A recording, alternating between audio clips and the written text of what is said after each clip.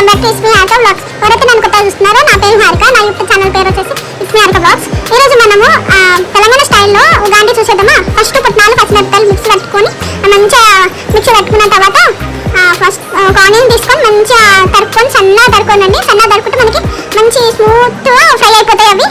And దాని తర్వాత first ఒక గిన్నెలో వాటర్ నింపుకొని, మనకి ఎంత కావాలో అంత వాటర్ నింపుకొని, దాని తర్వాత అందులో మనం తెచ్చిన మునవరాల ప్యాకెట్ ఉంటుంది కదా, అది పోసేసి మనకి ఎంత కావాలో, ఎంత నానబెట్టుకోవాలో, మన ఎంతమంది ఉన్నామో అంతమంది. నాకైతే 1 ప్యాకెట్ సరిపోయిందండి, మేము ముగ్గురు ఉంటాం.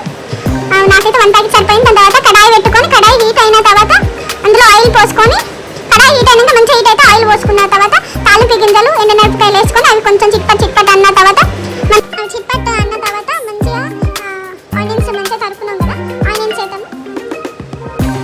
అయిపోయినాక ఉల్లిపాయలు తరుపున్నాము, ఉల్లిపాయలు మంచిగా 1 ఉల్లిపాయ అయితే చాలండి మనకు. దాని తర్వాత మంచిగా వాటిని కలుపుకున్న తర్వాత కరివేపాకు వేసేయండి. కరివేపాకు కొంచెం ఒక 4-5 అంటే చాలు. కలుపుకున్న తర్వాత మంచిగా కలుపుకుంటేనే మనకు ఆ ఫ్లేవర్ వస్తుందండి. మంచిగా ఆనియన్స్ ఉడుకుతాయి, లేకపోతే పచ్చి పచ్చిగా ఉంటుంది.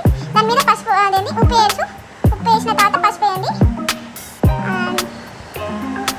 ఉప్పు వేసినాక పసుపు వేయచ్చు, పసుపు వేసినాక ఉప్పు వేయచ్చు, అది మీ ఇష్టం. నేనైతే ఫస్ట్ అదే కరివేపాకు వేసిన తర్వాత అది కొంచెం మగ్గిన తర్వాత ఉప్పు వేసి దాని తర్వాత పసుపు వేస్తానండి.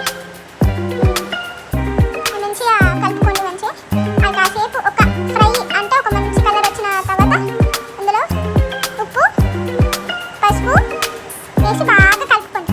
కలుపుకున్న తర్వాత అవి ఫ్రై అయితే మనకి మంచి స్మెల్. ఇందులో అల్లం పేస్ట్ వేయాలని మర్చిపోయాం. దాని తర్వాత మనం నానబెట్టుకున్న మునవరాలు వేసి కలుపుకున్న తర్వాత ఇట్లా ఉంటుంది.